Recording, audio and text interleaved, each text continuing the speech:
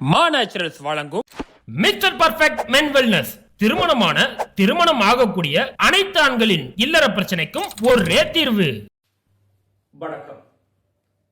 அடுத்த வருடம் அதாவது 2025 டெல்லியில் சட்டமன்ற தேர்தல் நடைபெற இருக்கக்கூடிய வேளையில் டெல்லியில் யாரெல்லாம் கூட்டணி கட்சிகளாக இருக்க போகிறார்கள், யார் யாரை எதிர்த்து போட்டியிடப் போகிறார்கள் என்ற தருணத்தில் இந்தியா கூட்டணி பிளவுபட்டு விட்டது என்கின்ற பாஜகவினுடைய அதே பாணியை தற்போது மீண்டும் தொடர ஆரம்பித்து விட்டார்கள். குறிப்பாக ஒட்டுமொத்தமாக தேசிய அளவில் இந்திய கூட்டணியாக இருந்தாலும் மாநில அளவில் அங்கிருக்கக்கூடிய அரசியல் சூழ்நிலைக்கு ஏற்றாற்போல் கூட்டணிகள் பிரிந்து போட்டியிடுவது வழக்கமாக இருக்கிறது. அதே போன்று டெல்லியில் ஆம் ஆத்மி கட்சி, காங்கிரஸ் மற்றும் பாஜகவினுடைய மும்முனை போட்டியாக இருக்க போகிறது.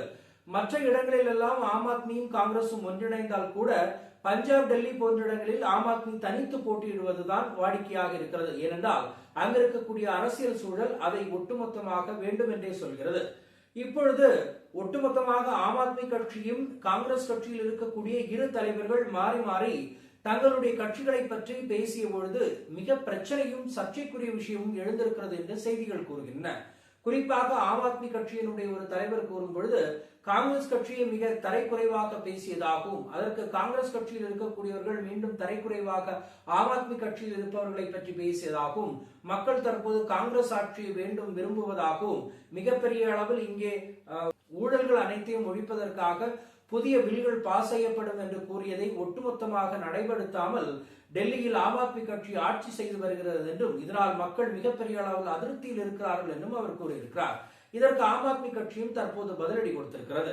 இப்போது என்னவென்றால் பாஜக சொல்வது இந்த பிரச்சனையின் மூலமாக இந்தியா கூட்டணியில் மிகப்பெரிய அளவில் பிளவு ஏற்பட்டிருக்கிறது என்று பாஜக சொல்லி தம்மட்டம் அடித்துக் கொள்ளக்கூடிய வேளையில் அகிலேஷ் யாதவ், அதாவது சமாஜ்வாதி கட்சியினுடைய தலைவரான அகிலேஷ் யாதவ் அரவிந்த் கெஜ்ரிவாலுக்கு ஆதரவாக ஆம் ஆத்மி கட்சிக்கு ஆதரவாக பேச்சுவார்த்தையில் ஈடுபட்ட போது இந்தியா கூட்டணி எந்த விதத்திலும் எங்கேயும் பிளவுபடவில்லை என்பதை நீங்கள் புரிந்து கொள்ள வேண்டும். இது உங்களுடைய அரசியலினுடைய காழ்ப்புணர்ச்சியாக இருக்கிறது என்றும், இந்தியா கூட்டணி மீது இருக்கக்கூடிய கோபத்தினால்தான் நீங்கள் இதே போன்ற செயல்பாடுகள் செய்வதாகவும் அகிலேஷ் யாதவ் கூறுகிறார். அதோடு மட்டுமல்ல, ஒருபோதும் இந்தியா கூட்டணி பிளவு பெறாது என்றும், தேசிய அளவில் இந்தியா கூட்டணி ஒற்றுமையாக தான் இருக்கிறோம் என்றும், மாநில அளவில் அந்தந்த அரசியல் சூழலுக்கு ஏற்ப கூட்டணி கட்சிகள் பிரிந்து செயல்படும் என்றும் தெள்ள தெளிவாக சமாஜ்வாதி கட்சியினுடைய தலைவர் அகிலேஷ் யாதவ் கூறிக்கொண்டிருக்கிறார். அதோடு மட்டுமல்ல, நீங்கள் பிளவுபடுகிறது அல்லது கட்சி இரண்டாக பிளக்கிறது, இந்தியா கூட்டணி பிரிந்து போய்விட்டது என்கின்ற கதையெல்லாம் உங்களுடைய கதைவசனமாகவே இருக்கும் என்பது மக்களுக்கும் தெரிந்த ஒன்றுதான். நீங்கள் அரசியலில் ஆதாயம் தேடிக்கொள்வதற்காக மற்ற கூட்டணி கட்சிகளை பிரிப்பதும், பணம் கொடுத்து மற்ற கூட்டணி கட்சியில் இருக்கக்கூடிய நபர்களை விலைக்கு வாங்குவதும் போன்ற செயல்பாடுகளை நாங்கள் செய்யவில்லை என்றும் தெள்ள தெளிவாக சமாஜ்வாதி கட்சி தலைவர் அகிலேஷ் யாதவ் கூறுகிறார்.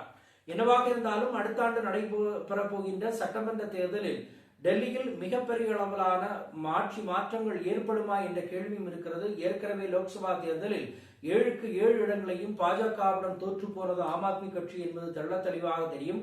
அதே தோல்வி மீண்டும் சட்டமன்ற தேர்தலில் பிரதிபலிக்குமா, அல்லது டெல்லியில் மும்முனை போட்டி காங்கிரஸ், ஆம் ஆத்மி மற்றும் பாஜகவிற்கான மும்முனை போட்டி ஏற்பட்டு தொங்கு சட்டசபைக்கான வாய்ப்புகள் இருக்கிறதா, அல்லது ஒட்டுமொத்தமாக பாஜக ஆட்சி மீண்டும் தங்களுடைய ஆட்சியை கைப்பற்ற போகிறதா என்பதை அனைவரும் உற்று பார்த்துக் கொண்டிருக்கிறார்கள். பொறுத்திருந்து பார்ப்போம்.